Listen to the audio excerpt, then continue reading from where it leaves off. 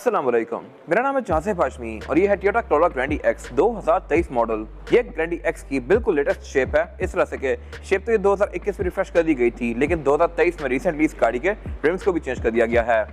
Corolla में एक और वर्जन आया था ऑल्टिस 7.6 CVT और उसके बाद से कोरोला में रिम ऐसे कर दिए गए। और इसके अलावा अगर बात की जाए इस गाड़ी की तो ये कोरोला की 11 जनरेशन है जो कि वर्ल्ड वाइड 2014 में लॉन्च की गई थी और ये गाड़ी पाकिस्तान में अब तक आ रही है, जबकि सिविक की इसके बाद एक लेटेस्ट शेप आ चुकी है। होपफुली इस गाड़ी की भी नेक्स्ट जनरेशन नेक्स्ट ईयर आ जाएगी, लेकिन फिलहाल हमें कुछ टाइम पाकिस्तान में ये चीज़ देखने को मिलेगी। इसको पाकिस्तान में 2 बार फेसलिफ्ट किया गया है। इसका एक जो मेन फेसलिफ्ट था वो 2017 में आया था और फिर इसका एक और ये एक्स वाला फेसलिफ्ट आया है जिसमें इसके अंदर कुछ माइनर कॉस्मेटिक चेंजेस किए गए हैं बम्पर्स में, और उसके अलावा इंटीरियर में इसके एक और कलर टोन ऑफर कर दी गई। ये स्पेसिफिक कार बिल्कुल top of the line variant है, इस तरह से कि ये ब्लैक इंटीरियर के साथ है और फिर इसमें रिम भी नए वाले हैं। फिलहाल अगर बात की जाए स्पेसिफिक गाड़ी की तो ये इस्लामाबाद रजिस्टर्ड है और इसकी डिमांड 83 लाख रुपीज़ है। ये गाड़ी साइकिल मोटरस्पोर्ट के पास अवेलेबल है और अगर आपने इसके बारे में कोई इन्फॉर्मेशन लेनी है तो आप इस दिए गए नंबर पर कॉल कर सकते हैं या फिर आप साइकिल मोटरस्पोर्ट को विजिट कर सकते हैं। साइकिल मोटरस्पोर्ट की टोटल 2 ब्रांचेस हैं, एक रावलपिंडी में DH2 के गेट 1 के ऑपोजिट और फिर एक रावलपिंडी में मरी रोड पर लोकेटेड है। इन दोनों ही ब्रांचेस पे गाड़ियों की बाइंग एंड सेलिंग के साथ साथ गाड़ियों के काम भी किए जाते हैं, जैसे कि tints, wrap, ceramic coating, PPF, graphene coating. यहाँ पे गाड़ियाँ फेसलिफ्ट भी की जाती हैं। आप अपनी 2014 वाली ग्रैंडी को भी इस शेप में कन्वर्ट कर सकते हैं और इसके अलावा फिर यहाँ पे एक पेंट बूथ भी अवेलेबल है जहाँ पे गाड़ियों में बेस्ट क्वालिटी का पेंट किया जाता है। सो गाड़ियों में किसी भी तरह के काम के लिए cycle motors and cycle motorsports is the place. Overall it's a great grandi and today I am going to review it. Let's have the exterior of this car. Looks के लिहाज से ये गाड़ी काफी अग्रेसिव कर दी गई है फेसलिफ्ट कर करके, लेकिन इन दी एंड ऑफ द डे ये गाड़ी है तो पुरानी जनरेशन ही जो कि 2014 से आ रही है पाकिस्तान में। इसके बाद पाकिस्तान में और भी काफ़ी सारी गाड़ियाँ आ गई, इलांट्रा, सिविक की नई जनरेशन, सोनाटा भी टू सम एक्सटेंट इसी कैटेगरी में फॉल करती है, लेकिन ये गाड़ी अभी तक पुरानी जनरेशन को ही लेकर चल रही है। लेकिन अगर फीचर्स के लिहाज से कंपेयर किया जाए तो ये गाड़ी भी बहुत सारा इक्विप्ड है एज कम्पेयर टू सिविक। इस तरह से कि इस गाड़ी में हेडलाइट प्रोजेक्शन लैंप वाली आती हैं, इसमें DRL दी गई हैं और इसके अलावा फिर इसमें वाइपर्स भी रेन सेंसिंग आते हैं, हेडलाइट्स में ऑटो फीचर आता है और इसके अलावा इसमें फ्रंट कैमरा भी आता है। फिर इसके अलावा इसमें अंदर भी ऐसे बहुत सारे फीचर्स आते हैं जो कि सिविक ऑफर नहीं करती, जैसे कि इस गाड़ी की रेयर सीट 60-40 के स्प्लिट के साथ हैं। ये सारी चीज़ें मैं आगे कवर करूंगा। फिलहाल अगर बात की जाए इसके फ्रंट की तो फ्रंट में इस गाड़ी की ये वाली हेडलाइट्स 2017 के बाद से आना शुरू हुई थी, जिनमें ये 22 राउंड LED लैंप दे दिया गया था। फिर इसके अलावा ग्रैंडी के अंदर एक डिस्टिंक्टिव चीज़ है और वो ये है कि इसकी ग्रिल पूरी क्रोम में है, जबकि ऑल्टिस 1.6 में नीचे वाला जो एरिया है ये क्रोम में नहीं होता। फिर इसके अलावा अगर फीचर्स के लिहाज से बात की जाए तो फ्रंट पे ये गाड़ी फ्रंट कैमरा ऑफर करती है, पार्किंग सेंसर्स वगैरह इस कैटेगरी में कोई भी कार ऑफर नहीं करती। फिर इसके अलावा इसके ये नए एक्स वाले बम्पर्स जिनमें ये साइड्स वगैरह काफ़ी बोस्टर्ड कर दी गई हैं और इस गाड़ी में फॉग लैंप भी आते हैं जो कि LED में है। और इसके अलावा टोयोटा ने इस गाड़ी को लेटेस्ट शेप देने के लिए इसके बम्पर में एक ग्लॉस ब्लैक वाला एरिया ऐड कर दिया है जो कि टोयोटा की अब मोस्टली कार्स में आता है, बेशक वो विट्स हो, एक्सियो हो, फील्डर हो, पासो हो, and this car is not different. इसके बाद अगर बात की जाए इस गाड़ी की साइड प्रोफाइल की तो ये भी काफ़ी मिनिमलिस्टिक सी है। यहाँ पे टेक्टल लाइन्स वगैरह बड़ी डिसेंट सी दी गई हैं जो कि फ्रंट फेंडर से टेल लाइट से कंटिन्यू करती हैं और इसके अलावा यहाँ पे इसके अलावा कुछ भी खास एक्सपेरिमेंट वगैरह नहीं किए गए। जस्ट यहाँ पे एक डुअल VTI का बैच आता था जो कि फेसलिफ्ट के बाद से उड़ा दिया गया जब से इस गाड़ी के नए रेमा हैं। हालांकि इसके इंजन के अंदर कोई चेंजेस नहीं की गई, इंजन इसका भी डुअल VTI ही है। तो आई डोंट नो ये बैच रिमूव करने के पीछे क्या रीज़न है, कॉस्ट कटिंग हो सकती है। खैर इसके अलावा अगर बात की जाए फीचर्स की तो ये गाड़ी साइड मिरर एडजस्टेबल भी ऑफर करती है, इनमें ऑटो वाला फीचर भी आता है, यानी कि रिट्रैक्ट होते हैं और ऑटोमेटिकली अगर आप इस गाड़ी को लॉक या अनलॉक करेंगे तो ये फोल्ड अनफोल्ड होंगे लाइक दिस। और इसके अलावा इस गाड़ी में फिर सॉफ्ट अनलॉक भी आता है। मैं ड्राइवर की साइड से इस गाड़ी को चाबी यूज़ किए बगैर भी लॉक अनलॉक कर सकता हूँ। पैसेंजर साइड पे वाला फीचर नहीं दिया गया, सिविक में यहाँ भी आता है। फिर इसके अलावा अगर बात की जाए क्रोम की तो इस गाड़ी में एक्स्ट्रा दिया गया है as compare to any other trim. इसमें विंडोज़ के आसपास क्रोम की फ्रिल आती है जो कि ऑल्टिस 1.6 ऑफर नहीं करती, बेशक स्पेशल एडिशन ही क्यों ना हो। लेकिन इसके डोर हैंडल में भी क्रोम आता है, ये चीज़ ऑल्टिस 1.6 स्पेशल एडिशन ऑफर करती है, लेकिन उससे छोटे वर्जन में ये चीज़ भी नहीं आती। और ये इस गाड़ी की एब्सोल्यूट साइड प्रोफाइल, ये गाड़ी प्रॉपर सेडान है और कंपटीशन के लिहाज से इसका कॉम्पिटिशन सिविक बनती है, लेकिन सिविक की 11 जनरेशन साइज में इस कार से थोड़ी ज़्यादा बड़ी है। फिर इसके अलावा इसमें साइड स्कर्ट्स ऐड कर दी गई थी 2017 के बाद से। 2017 से पहले वाली कार यानी कि प्री फेसलिफ्ट वर्जन में साइड स्कर्ट्स नहीं आती थी जो कि इसकी लुक को इनकम्प्लीट बनाती थी। अब ये देख के इसकी लुक पहले से बहुत ज़्यादा बेहतर हो गई है। और इसके अलावा ये गाड़ी क्योंकि ग्रैंडी है तो ये सनरूफ भी ऑफर करती है। रिसेंटली इस गाड़ी का एक और वर्जन आ गया है ऑल्टिस 1.6 स्पेशल एडिशन, उसमें भी सनरूफ आना शुरू हो गई है।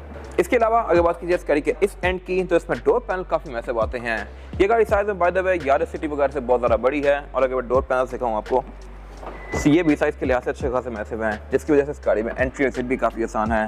फिर इसके अलावा बैक पे यहाँ पे इसका फ्यूल टैंक दिया गया है और फ्यूल टैंक कैपेसिटी इस गाड़ी की 55 लीटर्स की है, जो कि आपको एक फुल टैंक में तकरीबन 600 किलोमीटर तक की रेंज प्रोवाइड करेगा।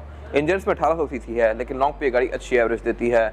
ये सब चीज़ें मैं आगे जाके कवर करूँगा। और इसके अलावा रिम भी इस गाड़ी में फेसलिफ्ट के बाद से 16 इंचेस के आते हैं, पहले ये भी 15 इंचेस के थे। इसके अलावा अगर बात की जाए इस गाड़ी के रेयर लुक की, तो ये भी फेसलिफ्ट के बाद से अगेन बेहतर कर दिया गया है। लेकिन यहाँ पे एक चीज़ अजीब सी की गई है, और वो ये है कि इसके रेयर बम्पर में जो ब्लैक वाला पोर्शन ऐड किया गया है, ये चीप प्लास्टिक है। फ्रंट पे ग्लॉस दिया गया है, बैक पे चीप प्लास्टिक है। ऐसा प्लास्टिक यूजुअली गाड़ियों की नीचे वाली ग्रिल्स में आता है, और इसको अजीब बोलने की वजह यह है कि ये कुछ टाइम बाद फेड हो जाता है। ये गाड़ी तो बिल्कुल ब्रांड न्यू है, तो इसमें ये ऑलमोस्ट साफ सुथरा ही है, न्यू ही है। लेकिन अगर इस गाड़ी को कुछ अर्सा गुजरेगा तो ये ग्रे सा हो जाएगा। आप इसको पॉलिश मारे रखेंगे तो ये ठीक रहेगा, वरना ये ग्रे सा होकर फेड सा होकर इस गाड़ी को बड़ी अजीब सी लुक देता है। तो मेरे ख्याल से अगर यहाँ भी इसको ग्लॉस ग्रे कर दिया जाता तो इसकी लुक बेहतर आती। फिर इसके अलावा ये इसकी टेल लाइट्स फेसलिफ्ट वाली हैं। फेसलिफ्ट में इनमें ये क्रोम वाला पोर्शन ऐड कर दिया गया था। टोयोटा हमेशा से फेसलिफ्ट के बाद अपनी गाड़ी के अंदर क्रोम बहुत सारा कर देता है, बेशक वो लैंड क्रूज़र V8 हो, प्राडो हो या फिर ये गाड़ियाँ हों। इसके अलावा टेल लाइट में इसके एक ये लावा LED लैंप कंटिन्यू करता है, और इसके प्री फेसलिफ्ट वर्जन के अंदर एक बहुत बड़ा सारा पोर्शन टेल लाइट के अंदर ब्लैंक आता था। वो बेसिकली इंटरनेशनल वर्जन में रेड फॉग का होता है, जो कि पाकिस्तान में एम छोड़ा हुआ था, बट इसमें वो कवर कर दिया गया। फिर इसके अलावा बैक पे गाड़ी रिवर्स कैमरा ऑफर करती है, और इसकी ट्रंक को आप की फॉब से भी अनलॉक कर सकते हैं लाइक दिस, और ट्रंक इस गाड़ी का almost all the way up जाता है। फिर इसके अलावा ग्रैंडी में बैक पे एक ये ट्रंक मैट दिया गया है, जो कि अगेन छोटे वर्जन में नहीं आता, और इसके नीचे दिए गए मैट को उठा के आप इस गाड़ी का स्पेयर टायर और टूल किट एक्सेस कर सकते हैं। स्पेयर टायर भी ये गाड़ी फुल साइज को ऑफर करती है। और इसके अलावा ग्रैंडी में एक और चीज़ अच्छी है, और वो ये है कि इसमें रेयर सीट्स भी 60-40 के स्प्लिट के साथ आती हैं, जिनको फोल्ड करके आप इस गाड़ी की ट्रंक कैपेसिटी को और भी ज़्यादा खुला बना सकते हैं। इसके अलावा ट्रंक इसकी वेल इंसुलेटेड है, और इसके अलावा यहाँ पे कुछ खास है नहीं। इसके बाद अगर बात कीजिए इस गाड़ी के इंटीरियर की, तो लुक्स के लिहाज से ये इंटीरियर अब मॉडर्न डे के लिहाज से थोड़ा सा ऑब्सोलीट लगता है, लेकिन टोयोटा ने हर कोशिश की है इस इंटीरियर को आज भी अलाइव रखने के लिए, इस तरह से कि इसमें अब कलर टोन ऑफर कर दी गई है। ये एक एड ऑन फीचर है जो कि आप कुछ पैसे एक्स्ट्रा पे करके लेंगे। फिलहाल अगर बात की जाए इस गाड़ी के स्टीयरिंग व्हील की, तो स्टीयरिंग व्हील इस गाड़ी का 3 स्पोक है। इसमें लेफ्ट और राइट स्पोक में डिफरेंट कंट्रोल्स दिए गए हैं। लेफ्ट स्पोक में जो कंट्रोल्स हैं मल्टीमीडिया सिस्टम के हैं, राइट स्पोक में जो कंट्रोल्स दिए गए हैं यहाँ से आप इसके MID के विषय नेविगेट कर सकते हैं। और इसके अलावा ये गाड़ी क्रूज कंट्रोल भी ऑफर करती है, लेकिन ये अडॉप्टिव नहीं है। इसके अलावा ये गाड़ी पैडल शिफ्टर ऑफर करती है, जो कि इस कैटेगरी में सिविक RS ऑफर करती है, लेकिन वो इससे थोड़ी सी ऊपर हो जाती है प्राइस के लिहाज से भी, इंजन के लिहाज से भी। बट इस इंजन के साइज की गाड़ी पैडल शिफ्टर ऑफर नहीं करी पाकिस्तान में कोई भी। इसके अलावा अगर बात की जाए हेडलाइट के कंट्रोल की, तो ये इसमें नॉर्मल से ही है, लेकिन इसमें फॉग का कंट्रोल भी आता है, क्योंकि फॉग इस गाड़ी में स्टैंडर्ड आती है। और फिर इसके लेफ्ट पे विंडशील्ड वॉशर का कंट्रोल दिया गया है, जो कि ऑटोमेटिक है। ये गाड़ी ऑटोमेटिकली बारिश को सेंस करके वाइपर्स को ऑन करेगी और इसकी स्पीड को भी एडजस्ट करेगी। फिर इसके अलावा अगर बात की जाए इस गाड़ी के मीटर की, तो मीटर इस गाड़ी का लुक के लिहाज से काफ़ी डिसेंट सा है, लेकिन अब मोस्टली गाड़ियाँ मीटर के अंदर स्क्रीन ऑफर कर रही हैं। तो मेरे ख्याल से ये थोड़ा सा अपग्रेड हो सकता था फेसलिफ्ट के बाद से, लेकिन इसमें नहीं किया गया। होपफुली नेक्स्ट जनरेशन में थोड़ा सा बेहतर कर दिया जाएगा। इसके अलावा इन डाइस के दरमियान में एक MID डिस्प्ले दिया गया है, जो कि आपको इस गाड़ी की बहुत सारी चीज़ें शो करवाता है, और ये भी टाइम के साथ साथ अपडेट किया गया है। प्री फेसलिफ्ट का अगर आप ये MID डिस्प्ले देखें तो बिल्कुल पिक्सेलेटेड सा था, आपको कोई खास चीज़ें शो नहीं करवाता था, लेकिन ये वाला बहुत बेहतर है। ये आपको इस गाड़ी की ट्रेस, एवरेज किलोमीटर पर लीटर, ऑडोमीटर तो वगैरह शो करवाता ही है। लेकिन आप इसके यूनिट्स को भी डिफाइन कर सकते हैं, जैसा कि आपको स्पीड किलोमीटर पर आवर में चाहिए या माइल्स पर आवर में, या फिर एवरेज आपको माइल्स पर गैलन चाहिए या किलोमीटर पर लीटर चाहिए। ये सारी चीज़ें आप एडजस्ट कर सकते हैं। फिर इसके अलावा ये गाड़ी आपको इको स्कोर दिखाती है, बेस्ट एवरेज दिखाती है, रेंज दिखाती है। ये सारी चीज़ें पहले इस गाड़ी में नहीं आती थी। फिर इसके अलावा अगर बात की जाए मीटर की प्रेजेंटेशन की, तो ये भी अच्छी है, और मीटर की हाउसिंग की बात की जाती है सारी ही सॉफ्ट टच पैडिंग की फिनिश में है। एयरबैग की गाड़ी टोटल 4 ही ऑफर करती है डैशबोर्ड में। बैक पे इसमें एयरबैग्स नहीं आते, जो कि इस गाड़ी का एक ड्रॉबैक है as compare to other cars इस कैटेगरी की। और इसके अलावा ये गाड़ी क्योंकि ग्रैंडे है, तो इसमें एयरबैग्स के अंदर ये क्रोम की फ्रिल्स दी गई हैं, जो कि इसकी लुक को अच्छा बना रही हैं। फिर इसके अलावा इसके साइड वाले एयरबैग्स भी अब टर्बाइन डिजाइन में कर दिए गए हैं, जो कि पहले थोड़े डिफरेंट थे। इसके अलावा ये वाला एरिया इसका फेसलिफ्ट के बाद से चेंज कर दिया गया है, और इसकी जो स्क्रीन है ये भी अब काफ़ी मैसिव कर दी गई है। इस स्क्रीन के अंदर बहुत सारे फीचर आते हैं, जो कि कंपैरेटिवली ऑल्टिस 1.6 की स्क्रीन से भी ज़्यादा बेहतर हैं। 1.6 में स्क्रीन एल्पाइन की आती है। इस स्क्रीन में टोयोटा शोर, फ्रंट कैमरा, रेयर कैमरा और इवन इंटीरियर कैमरे का भी डिस्प्ले आता है, और इसके अलावा ब्लूटूथ, ऑक्स, USB इस तरह की सारी चीज़ें भी दी गई हैं, जो कि इसके फीचर को अच्छा बनाती हैं। फिर उसके अलावा उससे इंचेस का क्लाइमेट कंट्रोल दिया गया है। क्लाइमेट कंट्रोल ये गाड़ी सिंगल जोन ही ऑफर करती है, यानी कि आप इसके टेम्परेचर को जहाँ पर सेट कर देंगे, ये गाड़ी उसके लिहाज से केबिन का टेम्परेचर एडजस्ट करेगी।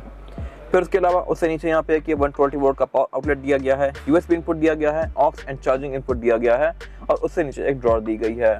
फिर उससे पीछे इस गाड़ी का गियर सिलेक्टर दिया गया है और इसमें जो गियर सिलेक्शन आती है वो है P, R and D, और D में करके आप इस गाड़ी को मैनुअली भी चला सकते हैं लाइक दिस, यहाँ से भी और पैडल शिफ्टर से भी। तो ये मेरे ख्याल से एक अच्छी चीज़ है। फिर इसके अलावा उससे पीछे यहाँ पे एक ब्लैंक स्विच दिया गया है, स्पोर्ट मोड का बटन दिया गया है और स्टीयरिंग के साथ यहाँ पे इसका ट्रैक्शन कंट्रोल दिया गया है जिसको आप यहाँ से ऑन ही ऑफ कर सकते हैं। ये गाड़ी कोई बहुत हाई परफॉर्मेंस कार तो है नहीं, तो इसमें इसका कोई खास फायदा है नहीं, बट स्टिल दिया गया है तो मेरे ख्याल से एक अच्छी चीज़ है। फिर इसके अलावा यहाँ पे इसकी हैंड ब्रेक दी गई है जो कि ट्रेडिशनल है, जिसको आप इस तरह से एंगेज करेंगे और ग्रैंडी में इसकी टिप के अंदर क्रोम आता है। साथ यहाँ पे 2 कप होल्डर्स दिए गए हैं और एक सेंटर कंसोल दिया गया है। सेंटर कंसोल इस गाड़ी का लेदर की फिनिश में है और इसके 2 लेवल्स हैं। इसके बाद लेफ्ट से ओपन करूँगा तो इसका एक लेवल ओपन होगा, यहाँ पे आपको अपना वॉलेट या कीज वगैरह रख सकते हैं और फिर उससे नीचे इसका मेन सेंटर कंसोल दिया गया है जो कि अच्छा खासा स्पेशियस है। फिर इसके अलावा अगर बात की जाए इस गाड़ी की सीट्स की, तो सीट्स इस गाड़ी की लेदर की फिनिश में है। इनको आप एडजस्ट भी कर सकते हैं और ड्राइवर की सीट को आप ऊपर या नीचे भी कर सकते हैं। इसमें हाइड्रोलिक आता है और इसके अलावा यही सीट्स का लेदर इसका डोर्स के अंदर भी कंटिन्यू किया गया है। ये गाड़ी क्योंकि ग्रैंडी है तो इसमें डोर हैंडल के अंदर भी क्रोम आता है, छोटे टर्न्स में प्लास्टिक के आते हैं। इसके अलावा अगर बात की जाए इसकी विंडोज़ की, तो सिर्फ ड्राइवर की विंडोज सिंगल टैप वाली है, बाकी सारी विंडोज़ नॉर्मल हैं और इसमें फिर साइड मिरर भी रिट्रैक्टेबल आते हैं, यानी कि आप इनको गाड़ी के अंदर बैठ के इस तरह से फोल्ड या अनफोल्ड कर सकते हैं लाइक दिस। इसके अलावा अगर बात की जाए एंटी मिरर की, तो ये ड्राइवर पैसेंजर दोनों के लिए दिए गए हैं और इनमें लाइट्स भी आती हैं जिनको आप इंडिविजुअली इस तरह से ऑन ही ऑफ करेंगे। फिर सेंटर में ये रियर व्यू मिरर दिया गया है जो कि ऑटो डिमिंग फीचर के साथ है। सनग्लास होल्डर दिया गया है, केबिन लाइट्स दी गई हैं और पीछे सनरूफ दी गई है। ये गाड़ी सनरूफ भी ऑफर करती है जो कि ग्रैंडी का यूनिक सेलिंग पॉइंट है, बट ये चीज़ जब से ऑल्टिस 1.6 में आई है तो उसकी सेल्स भी काफ़ी ज़्यादा बूस्ट हो गई हैं। इसके अलावा यहाँ पे कुछ खास है नहीं। इसके बाद अगर बात की जाए इस गाड़ी में रेयर पैसेंजर के लिए सीटिंग कैपेसिटी की, तो ये भी इस गाड़ी में अच्छी खासी स्पेशियस है। मेरे पास लेगरूम का यहाँ पे बिल्कुल भी कोई इशू नहीं है और हेडरूम का भी। ये गाड़ी कंपैरेटिवली सिविक से ज़्यादा स्पेशियस है बैक पे, और यहाँ पे फ्लोर बेड भी फ्लैट आता है तो यहाँ पे थर्ड पर्सन काफ़ी आसानी से बैठ सकता है। ये मेरे ख्याल से एक अच्छी चीज़ है। और इसके अलावा ये गाड़ी बैक पे चार्जिंग आउटलेट्स भी ऑफर करती है और एक सेंटर कंसोल भी। इस सेंटर कंसोल को निकाल कर आप एज एन आर्मरेस्ट यूज कर सकते हैं और इसमें से 2 कप होल्डर भी एक्सेस कर सकते हैं लाइक दिस। और इसके अलावा ग्रैंडी में एक और चीज़ अच्छी आती है और वो ये है कि इसकी रेयर बेंचेस 60-40 के स्प्लिट के साथ हैं। इनको फोल्ड करके आप इसकी ट्रंक कैपेसिटी को और भी ज़्यादा स्पेशियस बना सकते हैं। और इसके अलावा बैक पे ये गाड़ी केबिन लाइट्स भी 3 ऑफर करती है, तो ये मेरे ख्याल से मजे की चीज़ है। कलेक्टिवली इस गाड़ी में टोटल 7 केबिन लाइट्स आती हैं, लेकिन इसकी छत का सेंटर वाला पोर्शन थोड़ा सा नीचे है और उसकी वजह यह है कि इस गाड़ी में सनरूफ आती है। सनरूफ इसकी छत के अंदर फोल्ड होती है जिसकी वजह से ये वाला पोर्शन थोड़ा सा नीचे है। बाकी इसके अलावा ये गाड़ी सीट बेल्ट ऑफर करती है, चाइल्ड सीट एंकल ऑफर करती है, 3 हेडर्स ऑफर करती है और इसके अलावा यहाँ पे कुछ खास है नहीं। इसके बाद अगर बात की जाए इस गाड़ी के इंजन की, तो कोरोला अब टोटल 2 इंजन साइज ऑफर करती है, 1600 सीसी और 1800 सीसी। पहले इस बॉडी में 1300 सीसी इंजन भी आते थे XLI और GLI में, बट वो गाड़ियाँ अब डिसकंटिन्यू कर दी गई हैं और उनको अब यारिस ने रिप्लेस कर दिया है। फिलहाल अगर बात कीजिए स्पेसिफिक गाड़ी के इंजन की, तो इंजन इस गाड़ी में 2ZR-FE आता है जो कि 1800 सीसी है और ये गाड़ी तकरीबन 138 हॉर्स पावर प्रोड्यूस करती है जो कि सफिशिएंट है इस बॉडी साइज के लिहाज से। ट्रांसमिशन भी इस गाड़ी में CVT आती है जो कि अपने टाइम के लिहाज से काफ़ी अहेड थी। इसका कंपटीशन अगर देखा जाए तो सिविक रिबर्ट बनती थी, लेकिन उस गाड़ी में ट्रांसमिशन और सिंपल प्रॉस्मेटिक आती थी। खैर परफॉर्मेंस के लिहाज से ये इंजन काफ़ी सफिशिएंट है। ये गाड़ी एवरेज भी आपको 12 से 13 तक की दे देगी जो कि अगेन मेरे ख्याल से अच्छी है इस इंजन साइज के लिहाज से। इसके अलावा ये गाड़ी driving mode, traction control, ABS इस तरह की चीज़ें भी ऑफर करती है जो कि आपके राइड को और ज़्यादा अच्छा बनाएगा और टोयोटा वर्ल्ड वाइड और पाकिस्तान में भी अपनी ड्यूरेबिलिटी के लिहाज से बहुत ज़्यादा फेमस है। फिर इसके अलावा इस गाड़ी की बोनट के अंदर इंस्टॉलेशन आती है, बोनट इस गाड़ी का स्टैंड से ओपन होता है और इसके अलावा यहाँ पे कुछ खास है नहीं। इसके बाद अगर बात की जाए इस गाड़ी के टायर साइज़ की, तो टायर साइज़ जो आता है ग्रैंडी में ये है 205, 55 और 16। ये गाड़ी अब ये साइज़ 2017 के बाद से ऑफर कर रही है और इसके अलावा टायर भी इस गाड़ी में योकोहामा का एडवान है। प्री फेसलिफ्ट कार में टायर यूएस आ रहा था, ये मेरे ख्याल से उससे बहुत ज़्यादा अपग्रेडेड है और मेरे ख्याल से इवन आज के लिहाज से भी ये टायर बहुत अच्छा है। इसका competition mostly BG thunder max वगैरह ऑफर कर रहे हैं, ये BG लक्सो प्लस ये टायरों से बहुत बेहतर है। फिर इसके अलावा ये इस गाड़ी का नया वाला रिम है जो कि एल्यूमिनियम और ग्लास के फिनिश में है और इसके अलावा ये गाड़ी पे ऑल व्हील डिस्क ब्रेक भी ऑफर करती है जो कि आपकी ब्रेकिंग को भी काफ़ी बेहतर बनाएगी। ये टायर आपको तकरीबन 50 से 60 हज़ार किलोमीटर तक एक अच्छी राइड प्रोवाइड कर सकता है। इसके अलावा यहाँ पे कुछ खास है नहीं। ये था आज का रिव्यू। अगर आपको ये रिव्यू पसंद आया तो इस रिव्यू को लाइक कीजिए, मेरे चैनल को सब्सक्राइब कीजिए और अगर आपके पास गाड़ी से रिलेटेड कोई भी राय है तो उसको कमेंट सेक्शन में शेयर जरूर कीजिएगा ताकि वो लोग जो ये गाड़ी लेने वाले हैं वो आपकी राय से फ़ायदा उठा सकें। अपना ख्याल रखिएगा। Thank you.